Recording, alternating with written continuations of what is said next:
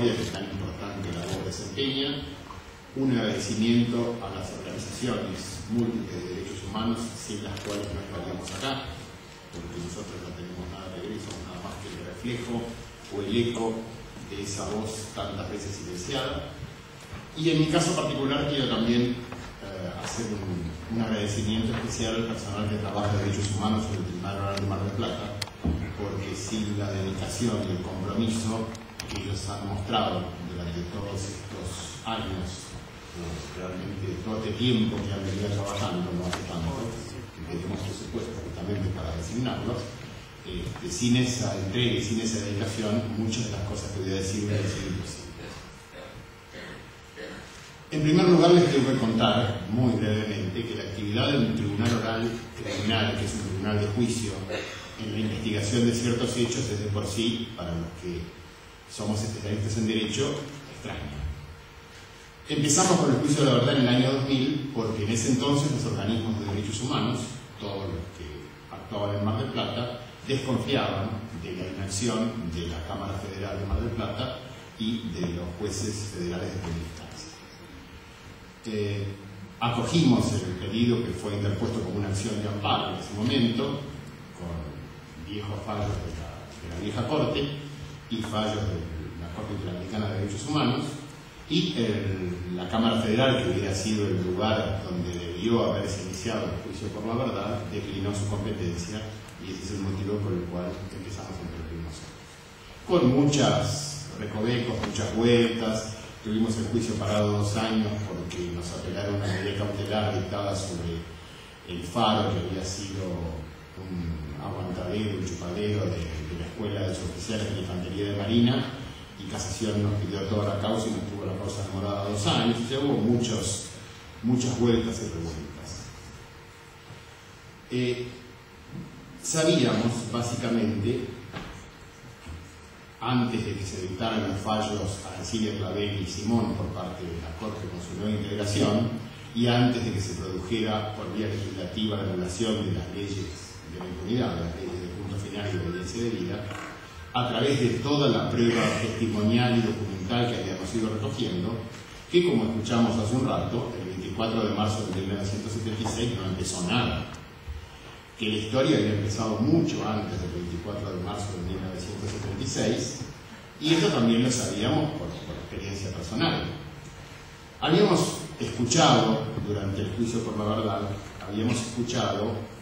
muchos testimonios que daban cuenta de, por ejemplo, después del 24 de marzo de 1976, una serie de civiles extraños, digo extraños por las funciones que desempeñaban, secretario general de la universidad, fiscal federal, en la antesala del grupo de artillería de defensa, el grupo Delgada 601 en Mar del Plata, en la antesala de su jefe, el coronel Barda, que fue especialmente cruel en la represión en Mar del Plata, haciendo antesala y en algún caso muchos de ellos manejando carpetas adentro mismo de la oficina del coronel Barda. Habíamos advertido por testimonios que ex militantes de la ex Concentración Nacional Universitaria, que más concretamente habían estado detenidos como consecuencia de su participación en el homicidio de Silvia Piller, habían sido vistos en operativos militares, pese a ser civiles, y habíamos advertido además, a través de los pedidos de habeas corpus que se habían desarrollado en ese momento, que toda esta actividad estaba avalada por el Poder Judicial, provincial y federal de la ciudad de Mar del Plata. Vale decir que la inacción, el silencio, el mutismo de los órganos jurisdiccionales también había contribuido a crear ese clima represivo que estalló el 24 de marzo del 76. Cuando se dictaron los fallos Simón, Cecilia Clavel y se dispuso la nulidad de las leyes de la impunidad, el juicio por la verdad quedó en una situación extraña, porque de golpe íbamos, para decir, recuperábamos, digamos así, la actitud para ser tribunal de juicio, y de alguna manera la investigación nos comprometía en nuestra imparcialidad, porque el juez que investiga, juez que no puede ser juez, es investigador, no juez. Esto, por lo menos, es una de las garantías básicas del debido proceso objetivo en nuestro Código Procesal.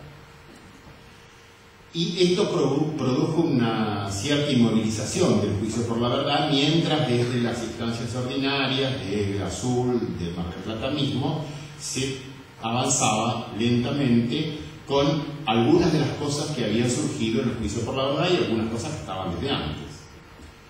Pero de golpe apareció en el tribunal, a través de un nuevo impulso que dieron Hijos Mar del Plata, ATE, Camus, Madre, Línea Fundadora, el Sindicato de Prensa y SUTEBA, empezaron a aparecer una serie de testimonios, de importantísimos testimonios, anteriores al 24 de marzo de 1976, que por su importancia nos obligaron, en el marco de lo que la Sala de Casación había dispuesto en un viejo fallo de la causa Corres, a actuar como tribunal investigador, sabiendo que obviamente sobre lo que investigábamos no íbamos a poder juzgar. Va a tener que actuar un juez, un tribunal subrogante, para que nos sustituya. Pero consideramos que la actividad investigativa en ese momento era muy importante, entre otras cosas porque no queríamos implicar a los testigos. Es decir, no queríamos someter a los testigos a lo que lamentablemente vemos que ocurre hasta el día de hoy, que declaran, primero declararon en CONADEP, después declararon en juicio de la Junta, después declaran en juicio por la verdad de Mar del Plata, después vuelven a declarar en primera instancia y después vuelven a declarar en el juicio, ¿no? Esto no solamente provoca un desgaste, serios problemas emocionales, sino gravísimos problemas de seguridad. La cuestión es que nos dio la sensación, un poco no por un sentimiento de vulnerabilidad, sino que en ese momento, si no los recibíamos nosotros y si no investigábamos nosotros, esto iba a quedar en una especie de limbo. De modo que empezamos a investigar a partir de los testimonios tan importantes que recibimos por los organismos que nos dieron este impulso. Y entonces comenzaron a aparecer una serie de testimonios que iban siendo corroborados paso a paso, uno a uno, por justamente los informes que teníamos de los servicios de inteligencia de la Policía de la Provincia de Buenos Aires, por los informes que habíamos pedido de la DIC.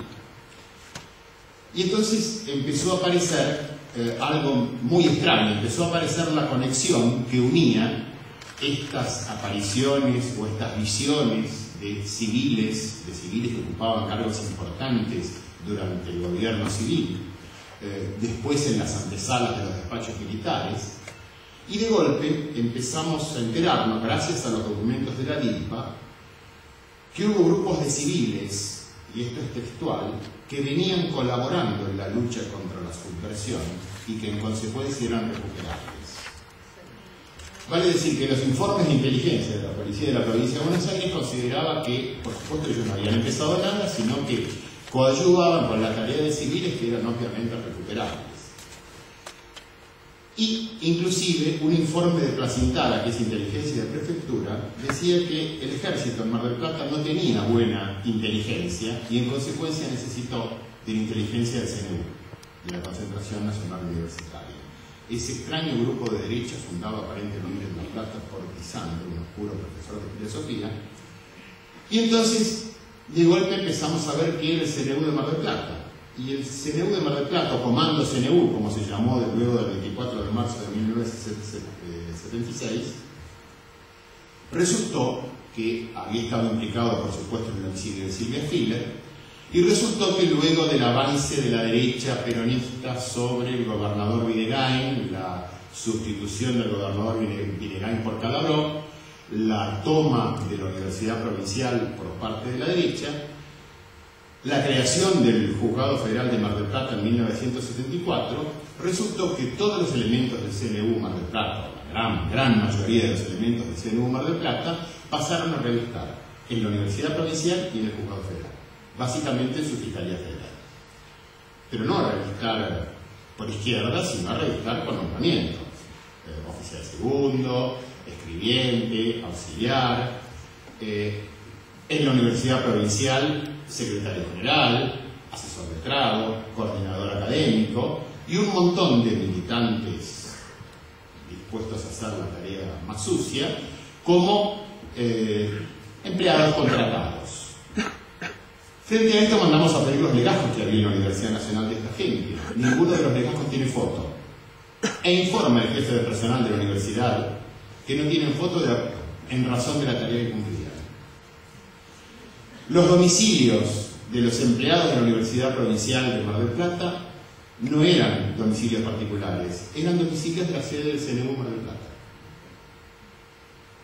Vale decir, la DIMPA nos estaba diciendo que estos eran justamente los civiles recuperables y habían sido insertados dentro de la estructura del Estado.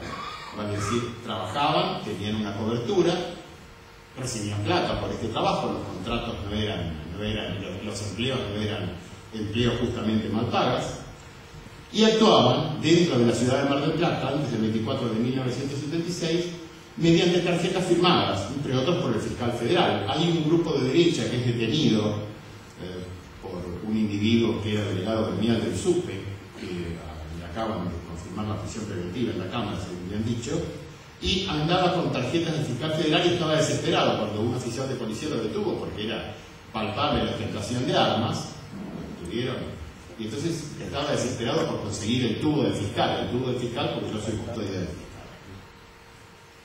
Entre estos recuperables que trabajaban en la universidad en altos cargos, aparece un civil de golpe, en el tema de la noche de las corbatas, que recién Hugo Cañón mencionaba y hablaba.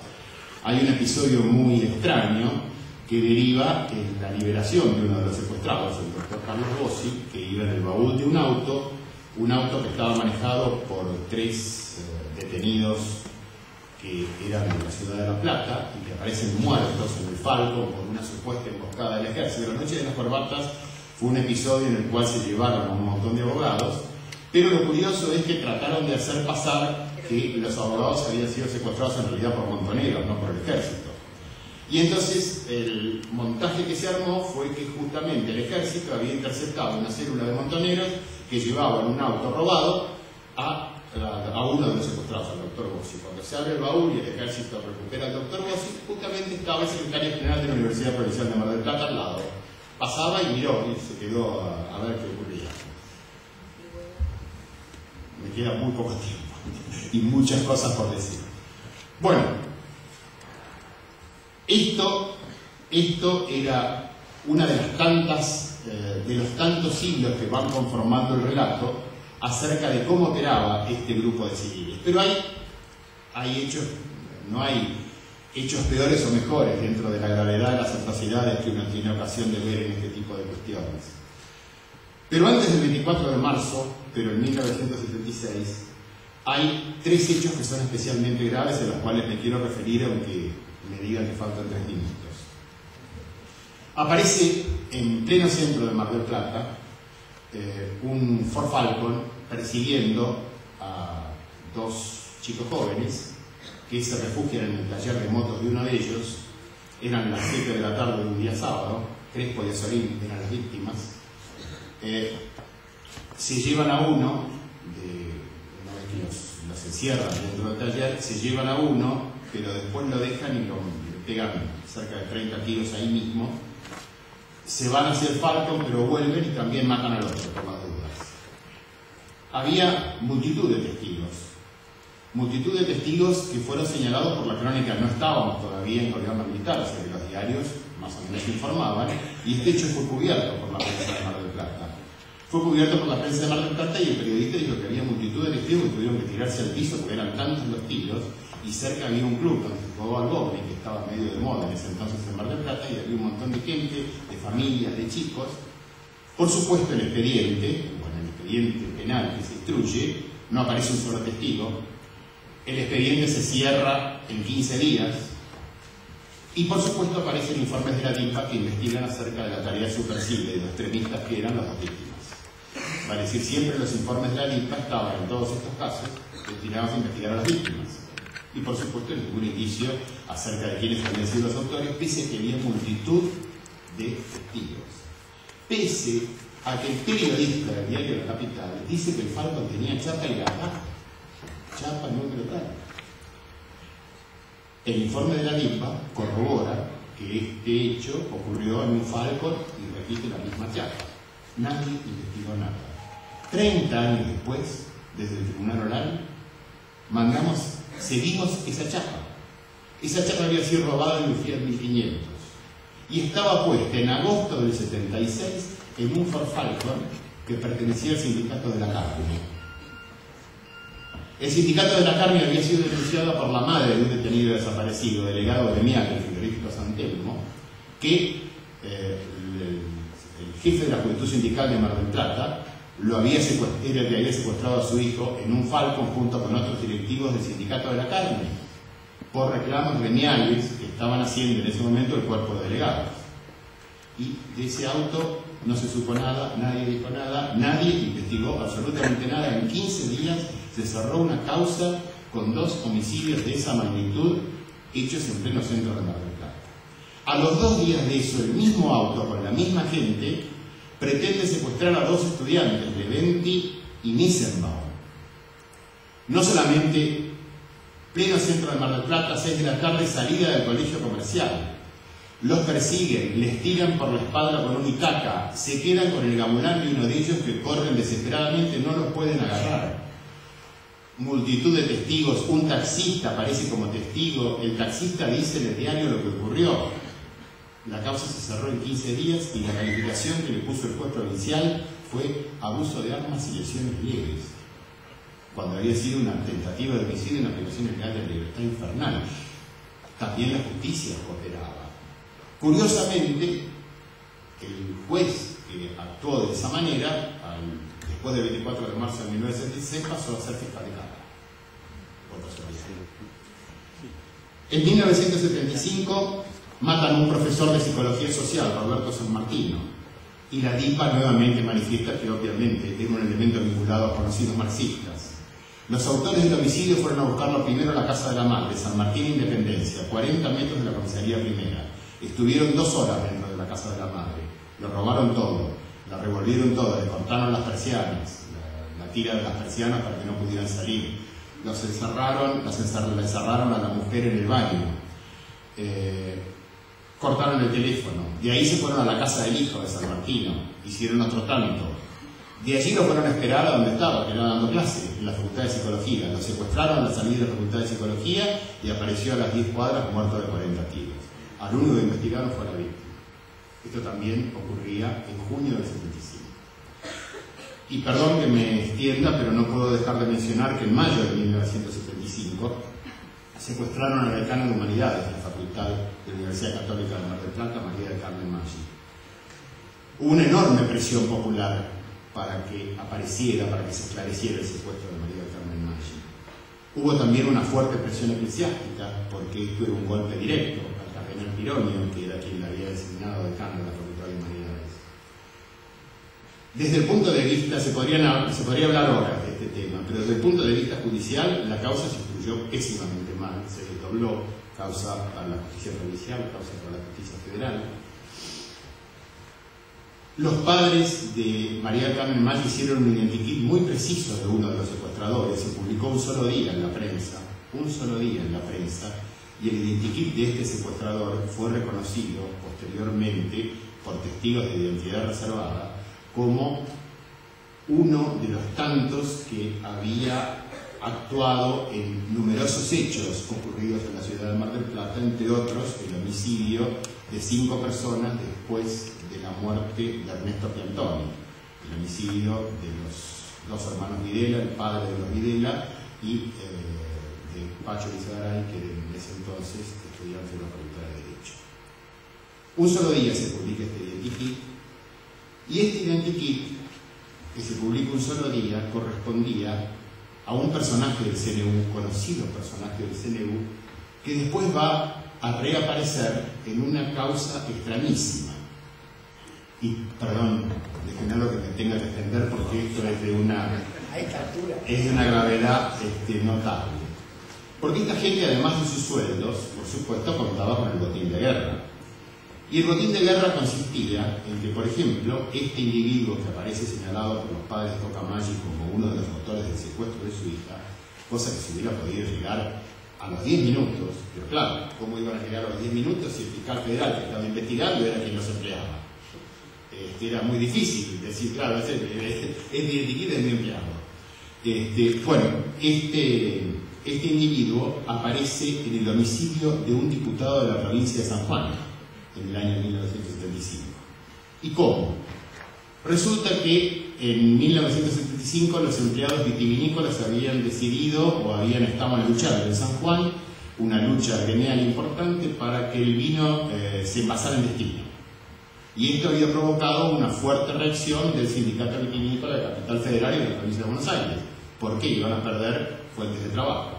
Solución cómoda si las hay que matar al diputado que impulsa la ley. ¿Cómo hacemos? Y vamos a contratar a los muchachos de Mar del Plata.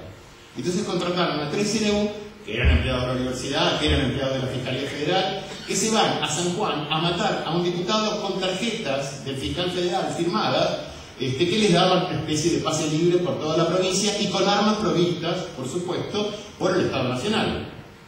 Llegan a San Juan y efectivamente matan al diputado Rojas, pero el diputado Rojas estaba armado, porque sabía que podía correr un riesgo en su vida, y entonces se defiende y mata a uno de ellos, el presidente King, cuyo cuerpo se desembaraza y lo dejan en un cerro cerca de la ciudad de San Juan, y hiere a otro, también conocido CNU, de Mar del Plata, también empleado de la universidad, tal vez uno de los jefes de la CNU, y este hecho ocurrido en San Juan no fue de ninguna manera relacionado nunca en la justicia de Mar del Plata. Recién nosotros, hace 2 o 3 meses, tenemos el expediente del homicidio del diputado Rojas en Mar del Plata, y claro, y no pudieron hacerlo desaparecer porque esto había ocurrido en San Juan. Un montón de expedientes de Mar del Plata desaparecieron, cosa que no quedaran huellas.